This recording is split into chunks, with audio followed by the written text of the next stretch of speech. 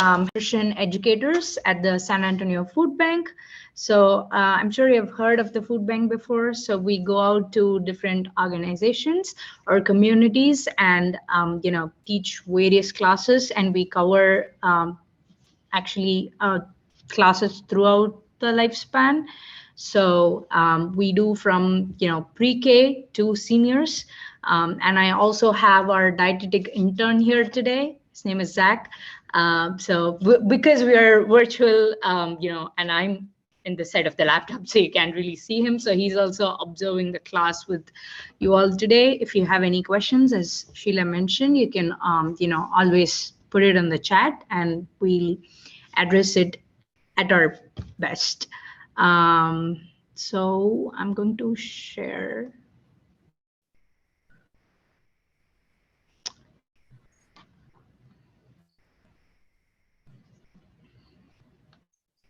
Just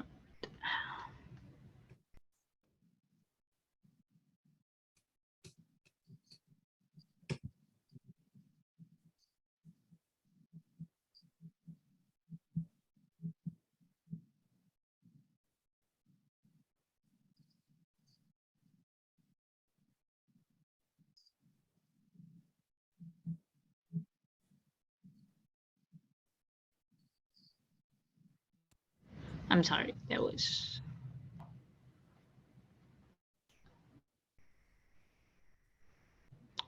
Okay, so can you see my screen now? Yeah, ma'am. We can. Yeah. Okay. Yes, we see it as you see it, though. Can you see the presentation? Yeah. Yes, you just need to make it an enable content so that it'll go bigger. Okay. Can you see it? There, perfect. Yeah. Okay. Okay, so today we are going, this series is actually going to be eating healthy, or actually healthy during holidays. And for today, we are going to focus on eating healthy on a budget. And this can be, this can coincide with some of the things that you're already doing, or this can also give you some new ideas. And I have some, I got some materials, so I can actually forward that to Sheila after our class. So that way you can take a look at it. And towards the end, we're just going to make a very easy and simple recipe, so you can incorporate this into your holiday cooking or baking or anything like that. So yeah, with you've Sheila has already told about the housekeeping. So again, if you have any questions, let me know. So yeah, so with the pre-survey, I'm just going to actually ask. So for this, I need to see you all. So I'm just going to ask like, 2 questions, and you can, yes. So I'm going to ask you like 2 questions, and you can either give me the answer right away, or actually, use the chat box. So the first question would be, do you grocery shop when you're hungry? Is it true or false? If it's true, you can always use the chat box. Tell me it's true. If it's false, you can give me a thumbs down or a thumbs up. Anything works. Okay.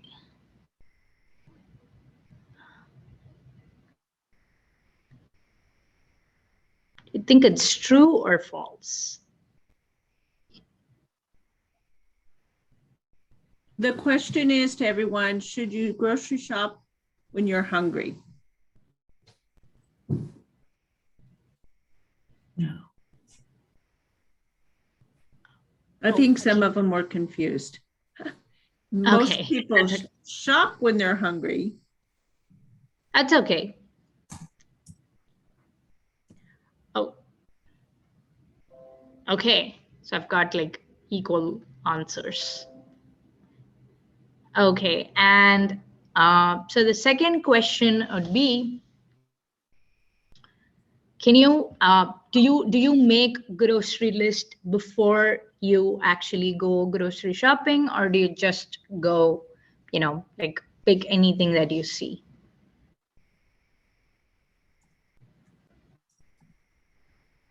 If you make a grocery list, say yes, or if you don't make a grocery list, just say no.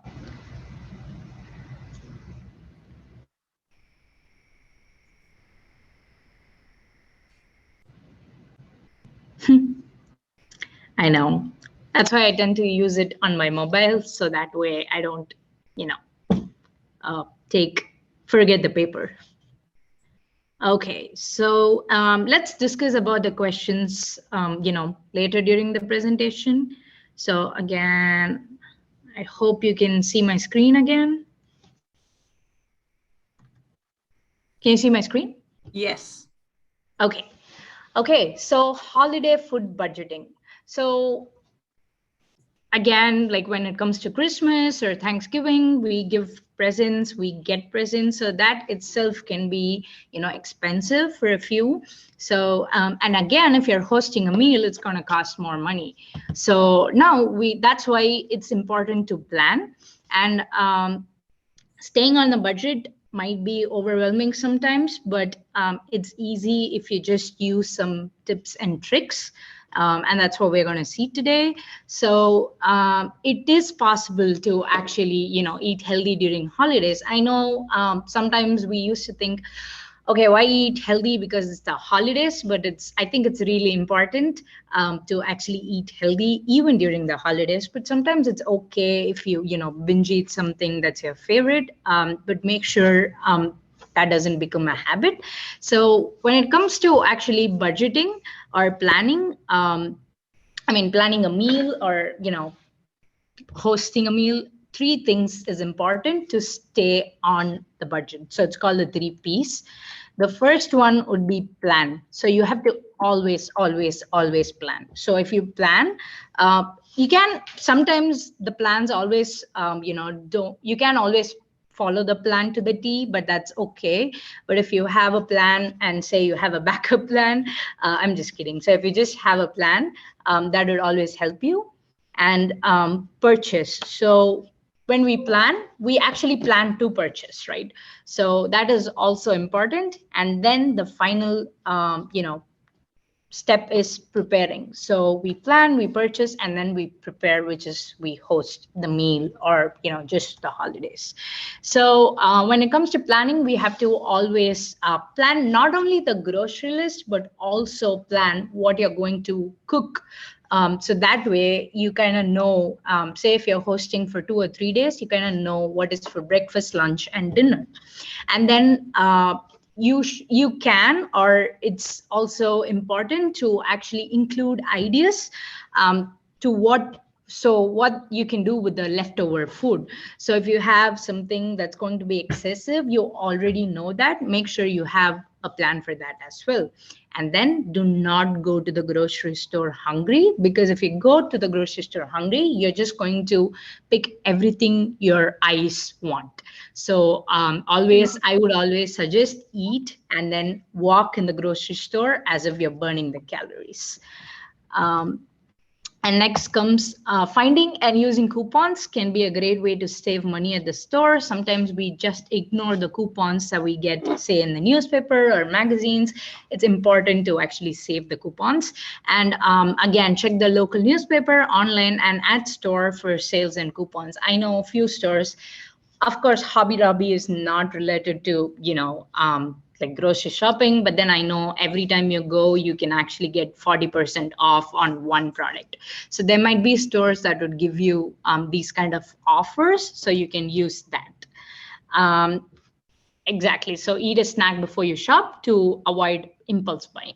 And then, so when you consider, say if it's going to be a party, you don't have to take the pressure of cooking everything. You can always ask. I know a few people are hesitant to ask, but I think it's a very good habit to ask if they would be able to bring something. Like you don't have to force them, but it's always good to ask if they're bringing something. So that way you can, avoid preparing like multiple meal or multiple things. So if you can like share it among your friends or family, that would be great. This actually also is a good way to save money, and at the same time make everyone think like they're part of the event and they're just not just coming to eat. And then, so this way, this can be an example of how you can actually, prepare. You can definitely ask them if what they're going to get. If they say, hey, I'm just going to get a main dish, just you can just ask them, can you let me know probably before a day or two what the main dish can be, so that you don't make the same thing again. So it's always these small things that we forget, and we end up having a lot of things. So this can be a good example of how to actually prepare your list. And this can be your shopping list. So if you see the shopping list, it's divided into the food groups, which we'll talk about in a bit. So you can see the grains, the vegetable, fruit, protein, and dairy. So this way you also know that you're including all the food groups in your in the meal or when you grocery shop.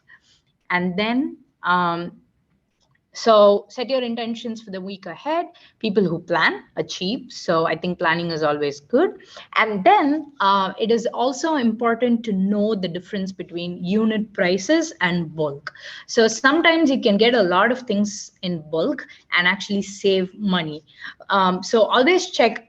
So when you see, when I see Walmart or HEB, it says as low as 68 cents. That's good. But then if you see, they have a small, thing says each. So it's not like a pound, but it's going to be each. Sometimes it's a pound. So you have to always check the difference. You can also compare and contrast between different brands when you purchase. So this way, next time when you go, I know it takes some time initially, but then when you go, when you have this as a practice, you can just go find the brand that you all like, and is going to be less, not only in the price but also the nutrient content.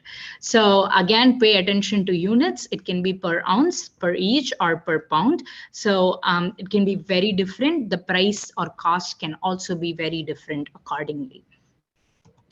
And then buying in bulk. Sometimes buying in bulk is actually, most of the times you can actually save money, but it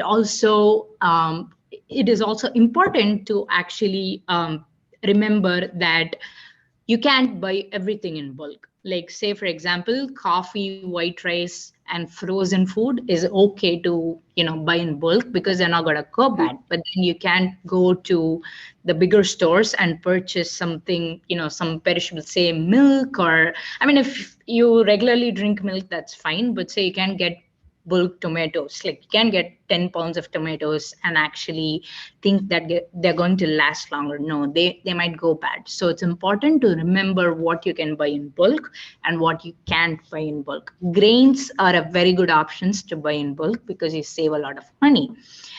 So dried beans, rice, or any grains, spices, coffee, and dried or frozen fruits and vegetables or canned food can also be purchased in bulk. So if you see here in the right side, you see how the regular price and the bulk is different. Of course, bulk is expensive, but if you see the pounds, or the amount, that the quantity that you're getting is actually more, just for an increase in $2. So that way you save a lot of money. And then when it comes to preparation, you can definitely pre-cook the meal, or also cook something, for 3 or 4 days. If you are a fan of eating, if you're completely okay with eating the same meal again and again. Sometimes I understand you do get bored, so you can also freeze the food, because that's a good way to actually save some time and not be in the kitchen all the time. So you can double or triple on the recipes that can be frozen later, and soups, casseroles can be a very good, recipe to actually store them.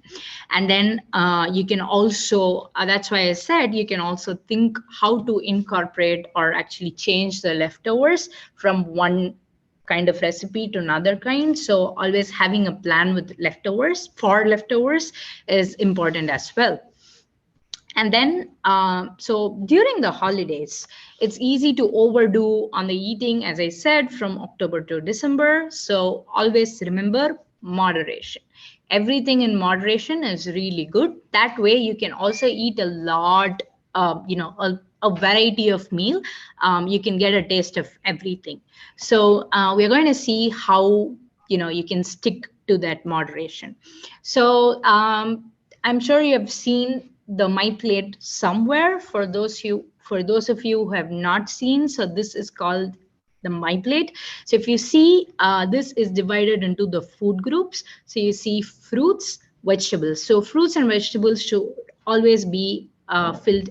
Half your plate should be filled with fruits and vegetables, and then comes the grains. So when it comes to grains, we recommend half your grains are whole grains, and I'll tell you what the difference is between whole grains and grains in the upcoming slides. And then the other half, the quarter, or actually less than a quarter, can be protein. And you don't always have to choose animal protein. You can also go with plant protein, say beans or tofu. These can be a very good example of plant protein, also a good source of protein. And then dairy is always out of the plate. So you can also substitute dairy. You can use soy milk, oat milk, if you're actually lactose intolerant. I'm sorry, did someone have a question? Okay. So with the MyPlate, again, as I said, make half your plate fruits and vegetables. So it is important because fruits and vegetables offer a varied amount of vitamins and minerals, and also fiber. So it is really, really important to actually fill half your plate with fruits and vegetables. And then make half your grains whole grains. Again, whole grains give a lot of fiber. So move to low fat and fat free dairy. So this is definitely an individual's choice. So if you enjoy, milk, it's not like fatty, but then if you don't want to consume low fat or fat free dairy, you can always choose the regular milk. But if you're worried about the fat, you can also go for low fat and fat free dairy. And again, vary your protein routine. So it is important to get the complete source of protein. So it is actually very important, and it is also recommended to actually keep varying the protein and just not reach or go for the same food again and again. And then eat and drink the right amount for you. And if you think you've had enough, you don't have to overdo it just because there is a recommendation. If you think it is enough, you can just stop right in there to avoid reactions in the later time. And then is it possible to actually follow these guidelines when you actually take eat under a budget? Yes, you can. So we can also apply the dollar saving tips to the MyPlate now. So if you see fruits and veggies, yes, I did say fill half your plate, but then depending on the season, you can vary your fruits and vegetables. So that way they're also not expensive. So sometimes now that we are nearing winter, if you actually look for something that's available in spring or summer, it can be expensive. We don't actually note that a lot because we just go and pick things. We don't do a lot of research. But if you see, say, the frozen food or the fresh food, it can be expensive because the demand is more. So it's the demand and supply. So that's why we always advise to go for seasonal produce. That way, it is also it is also available more, and also the cost is less. And then so look for whole. Again, this is really important. I know pre-cut vegetables and fruits can save a lot of time, but then looking for whole fruits and vegetables would actually, you can save a lot of money that way, and you also get the extra nutrients. Say I'm someone who likes to eat apple with the skin. I know a few people who don't like the skin, but then the skin has the fiber in it. So I would prefer eating, a whole apple rather a pre-cut apple. I mean, of course, you can cut it. You can buy and cut them, but then you don't have to buy a pre-cut one.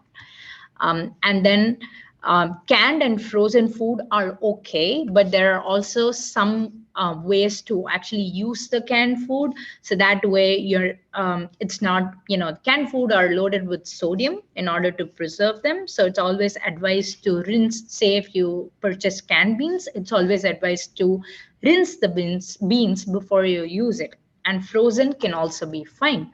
And again, you can also try your hand at gardening. So this way you grow your own fruits and vegetables and you actually incorporate them in the meal that you prepare. So it's the concept farm to fork. So you are doing everything by yourself.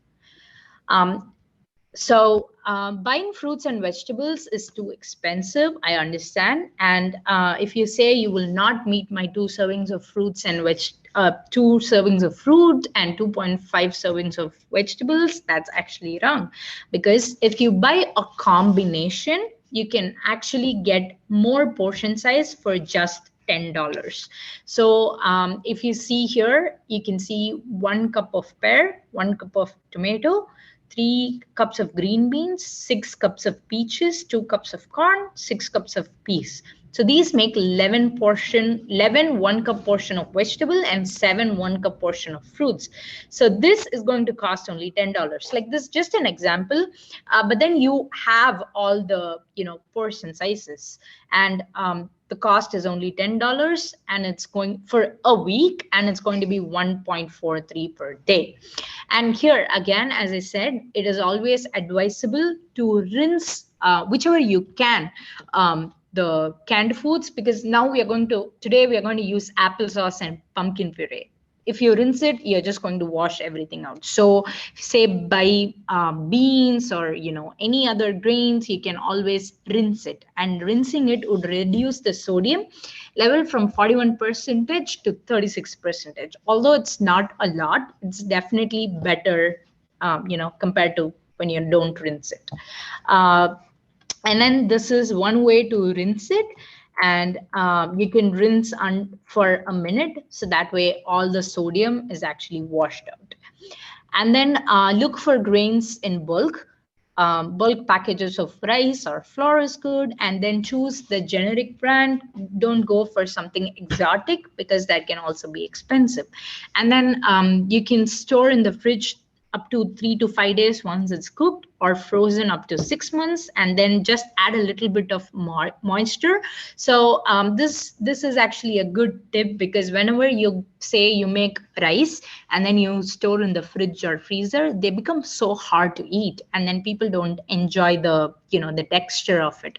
So what I like to do is I get it out, I wet a paper towel, and then I put it on top, and then I heat it, reheat it in the microwave. Or you can also like sprinkle some water on the top and then reheat it. That way they become a bit softer. So so this way you can cook just once or twice and eat multiple times. Again, that's why it's important to have to plan recipes. That way, say if you cook rice, you can eat rice and beans, you can eat chicken, veggie, and soup. And I don't know what this says. This says veggie stir fry. So you can actually also eat, veggie stir fry with the rice. And then, so this is the difference between whole grains versus refined grains. So if you see on the left side, this is a picture of the whole grain. And if you see here, this is refined grain. So the whole grains, any grain should or would contain 3 parts. One is the bran. The outermost layer is called the bran. The middle layer is called the endosperm. And the inside layer is called the germ. So this is where most of the nutrients like vitamin B, vitamin E, phytochemicals are packed. And this is the endosperm, which is the carbohydrate. It has the maximum carbohydrate content, along with some proteins and vitamins. And the outer layer is the bran. It is filled with fiber and B vitamins and minerals. But then in the refining process, what they do is they remove everything and they just have the endosperm, which is the starchy carbohydrate content. And that's, of course, tastier for us because it contains a lot of carbohydrates. But then you don't get the other benefits, say the fiber or phytochemicals from the grain. And that's why we advise to go for whole grains instead of refined grains.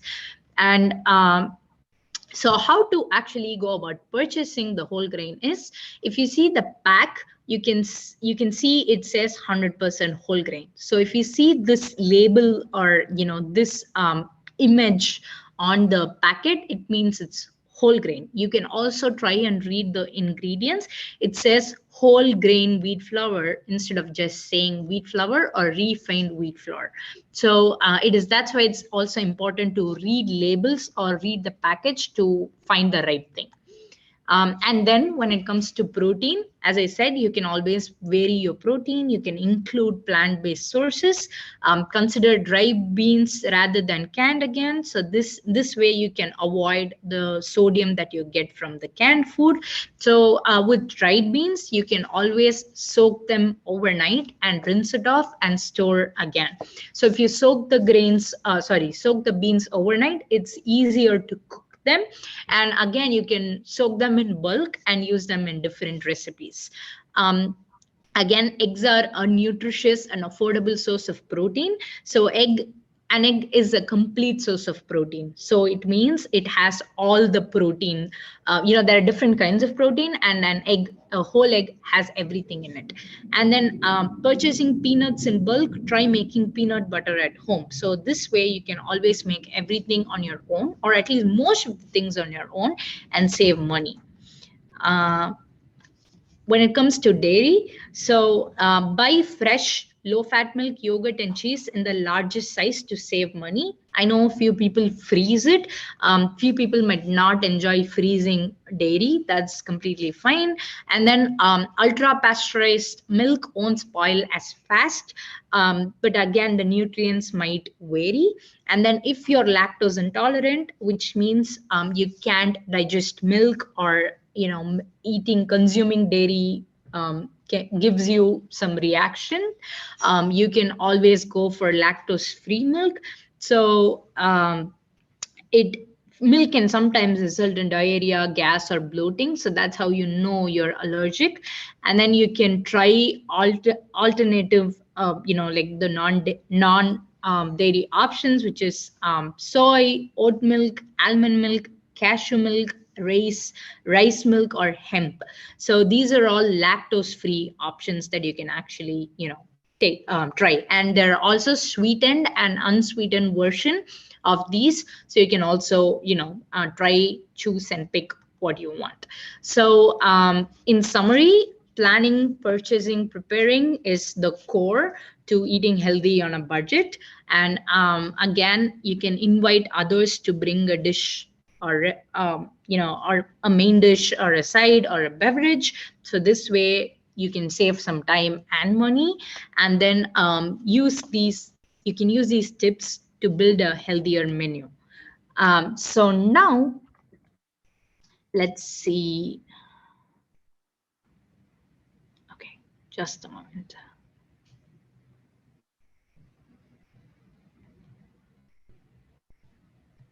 Okay, so now tell me, if you go to grocery shop hungry, or you go to the shop when you're not hungry. You can type it in the chat box.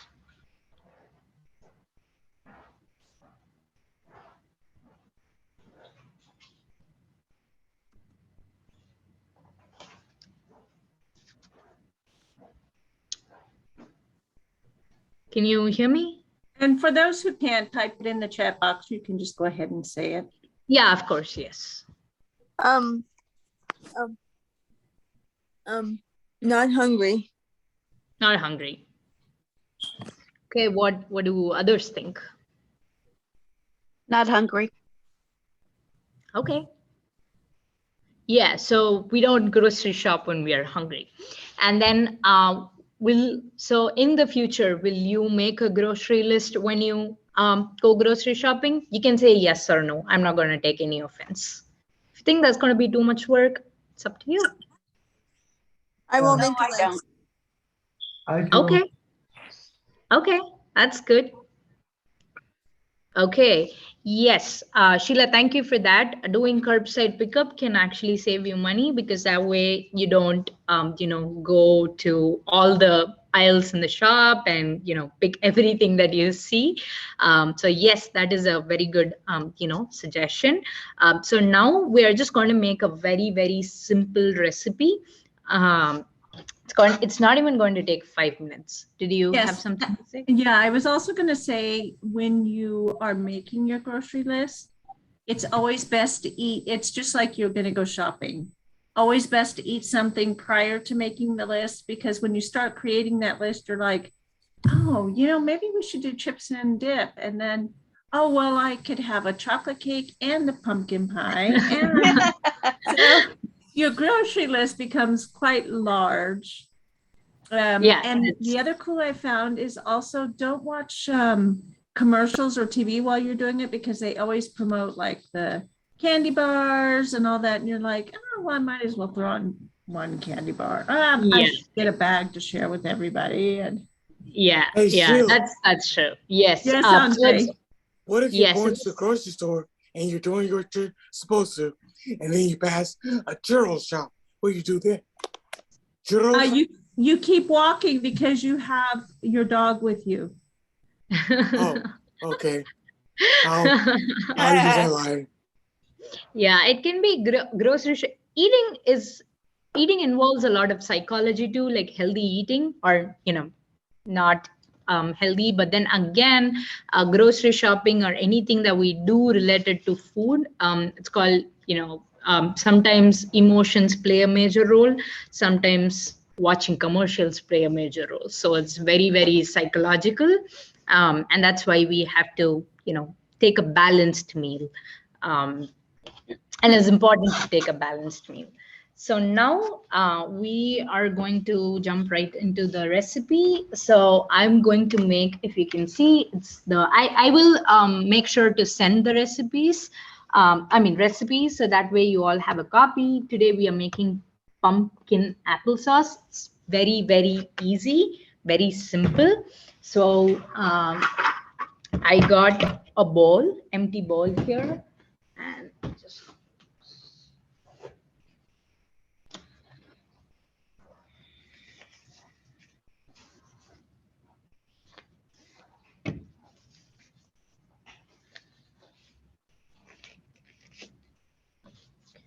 okay, I'm just opening up. So the recipe actually calls for half cup pumpkin puree and then 1 cup unsweetened applesauce. And that's what we are going to use today. So I got applesauce here. Um,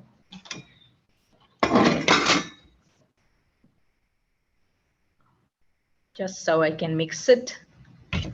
So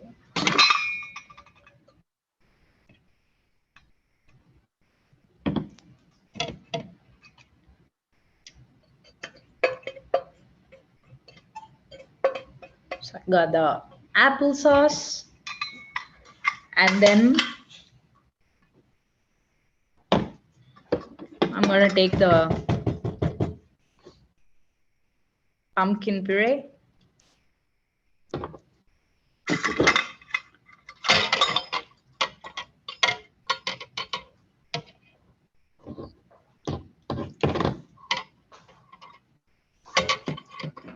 So this is half cup pumpkin puree, and I'm going to add this to the applesauce here. And I have a whisk, and I'm just going to, so do you see how so I'm just going to mix them. It becomes a bit thicker due to the pumpkin puree. And then just, for flavor, I'm going to add a little bit of vanilla extract. So it actually says half teaspoon vanilla extract and then half teaspoon cinnamon. Okay, just a moment. Can I get a teaspoon from them? I think this is a small. Yes. Thank you. So, so yeah, I added vanilla extract, and here is my nutmeg. So I'm adding half teaspoon, and then I'm adding half teaspoon of cinnamon, and then I'm going to mix them again. So hope you can see that. So if you mix them, and that's all. We have pumpkin applesauce here. So you can substitute this in anything, or you can use this in anything, where you use applesauce.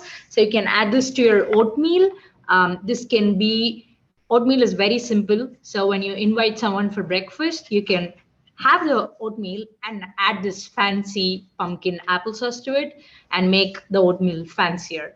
So, so you can do small things like this. I know you can also substitute applesauce for butter. So when you bake, so if you use say 1 cup of butter, you can use half cup butter and use half cup of applesauce.